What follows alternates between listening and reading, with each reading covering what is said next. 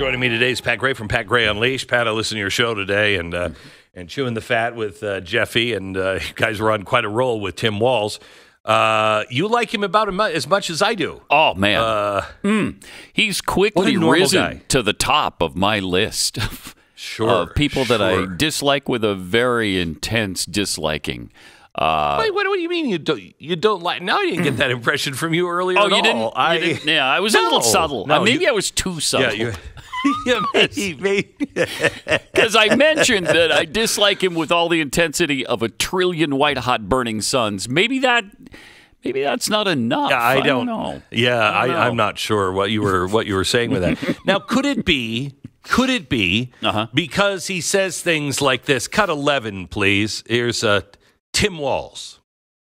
And I think seeing a plan that's out there, talking about it with folks, knowing that he's not going to do anything. He talks about this wall. I always say, let me know how high it is. If it's 25 feet, then I'll invest in the 30-foot ladder factory. That's not how you stop this. Yeah, jeez. Is it because of stuff like that? It's stuff like that. And worse. Yeah, actually.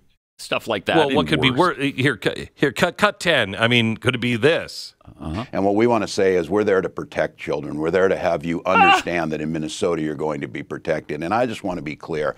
I will never understand what goes into the thinking of these folks to bully these children. That is not impacting them in one bit and making it a living hell for children, for families, for adults, for folks who are just trying to bring themselves in. So in Minnesota, we're making it very clear we're not going to cooperate with these folks. We're not going to extradite people. We're going to say that this is a place where you can come to make these decisions. The community, the trans community is as terrified as they've ever been. We've seen attacks across the nation, even here in Minnesota, and we're now saying we have to be much more proactive. We have to be much more aggressive about making sure that folks are protected. Yeah. Okay. Folks are protected in getting their noodles cut off and that. Yes, that kind of thing. Children are protected. Okay. Children have a right to have their noodles cut off. They do, or their breasts removed. They do. If they're 6 and they don't feel comfortable, cut off their noodle. That's a really good. Who am I? I'm nobody. Yeah. Who are you? What kind of monster have you become? I mean, it's really, really bad. Now, he's also, he was big on COVID. He was. Yeah. Well, when I say he was big on that, I mean he had more nursing home deaths in his state than they had in New York under Cuomo. Yeah. So, but he was. It wasn't that he was a total dictator. It was just that he was a total authoritarian, and locked everything down. But he went the extra mile. Here he is, cut 28 now. Here he is on a new way to be neighborly. Hello, you have reached the Department of Public Safety stay-at-home hotline. The information you leave is considered public information. At the tone, please leave the following information: your name, your callback number, how the stay-at-home order is being violated, and where the stay-at-home order was violated. Thank you. Record your message at the tone. When you are finished, hang up or press pound for more options. And that's, so of course, congratulations. Yeah, that's where you snitch on your neighbor. Yeah. Hey, I just saw my neighbor pull out of their driveway. They're going somewhere. I think you need to send a SWAT team right now, please, because, they left their house. They left their house. That's just being neighborly. That's all that is. That's all that is. It's just being a good neighbor. Here's cut 29. But we can get out there, reach out, make the case. And for one thing, don't ever shy away from our progressive values. One person's socialism is another person's neighborliness. Amen. Amen. Amen. Now, they just don't understand how the left wants freedom, and the right is just trying to take rights away. Like they're not taking rights away when they want to take your guns. They're not taking rights away when they lock you in your house until you can't go anywhere. They're not taking any rights away when they say you have to inject this into your body. They're not taking any rights away at all. In fact, it's just good neighborly stuff to be able to snitch on your neighbor. That's so American, so folksy. It is. So folksy and not weird. I'll tell you that. Not weird at all. And when they tell you that you shouldn't be driving SUVs, that doesn't limit your choices on what you can drive. Not at all. He's not taking away your right at all. He is just saying that there will be no gasoline cars in the state of Minnesota by 2035. That's all he's saying. Is that a bad thing? In 10 years, nobody's driving gasoline cars because he's also not taking your right away. He's not. He's definitely not when he says we're going to shut down the oil industry. No, he's giving you all kinds of choices. You could have solar panels, or you could have, wind-powered electricity. There's two choices right there. What do you want? Two. How many choices do you need? You know what I mean? Yeah. Right. Man. Right. It's just so crazy what people are saying about him. Now, so he's, I'd like to call him the name that people call him in the state occasionally, and that's Tampon Tim, which I think is very dignified and shows what he's for, and that is tampons in boys' restrooms. Who are you to say you shouldn't have, you should use the restroom, designated for the sex you were born with? That is so bigoted, so weird, so weird. This is folksy. You have your boy go in and shove a tampon up where he's bleeding. That's normal. Yeah. Hello. If that's not middle America, I don't know what is. I don't know. No, it's and as he said, one man's socialism is another man's neighborliness. And when I think of a good neighbor, I think of Stalin.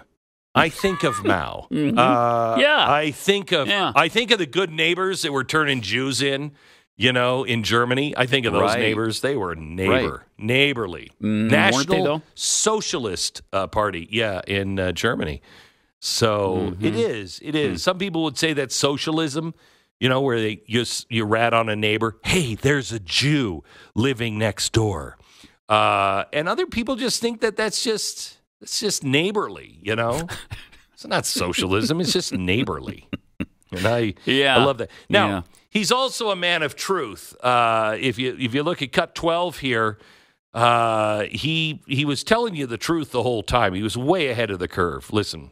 I've spent a lot of time with the president, and he's great. We're talking, we're chatting, and all this. And I think we all get a little older. That's what happens. But you also gain that insight. And I think when it comes to these issues, working across the aisle to get things done, you see the president just doing this with dignity, doing it with class, getting up every day, doing the work. So I think he's just doing what he does, and I think it's kind of incumbent upon all of us. Look, my mom's 88, still living on the farm, drives herself. Is she the president, though? Folks are able to do this. So I think this little bit of ageism that goes to this. If it's not, that would be something else. They attack all of us on something. Right. This is part of it. That's right. That's all. Yeah, absolutely. How folksy of him. Yeah. Yeah. He's not lying there. He's just being folksy. He's just telling a story, and it turns out that he was absolutely right. He's totally just like his mom, able to drive his car. Tim, I want you, when you get to Washington, you're not going to need a car because, you'll have Secret Service driving you everywhere. Why don't you just hand the keys over to Joe of your car and tell him just to, hey, Joe, why don't you just take it, just park it in the garage around the corner. You're going to be fine. Because I don't think, his mom could drive a car. Sure. She's 88. That's older than Joe. She's 88. Yeah. Now, she's not running the country, but I'm sure she has just as important a position, and it doesn't mess her up at all getting old.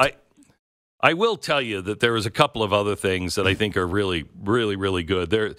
Minnesota, there's room in the inn. And in fact, let me just play Tampon Tim here on Sanctuary Cities, cut 13, please.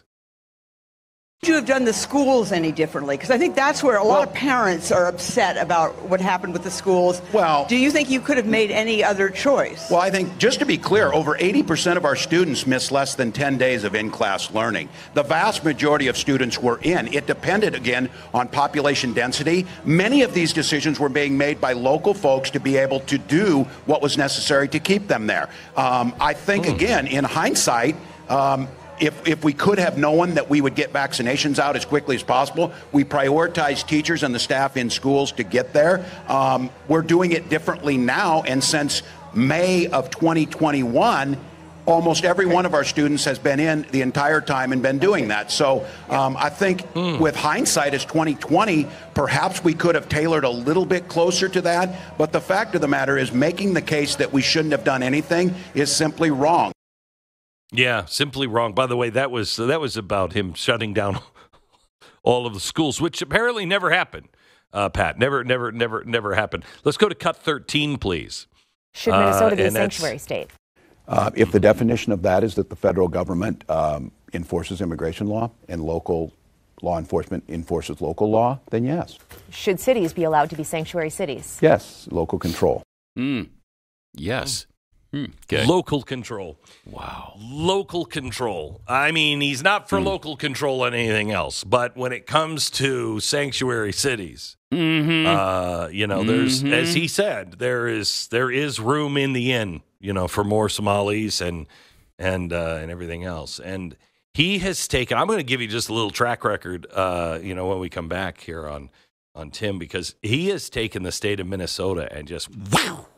I mean, it is just taken off. It's an entirely new state. It's a rocket ride to the moon with Tim Walz.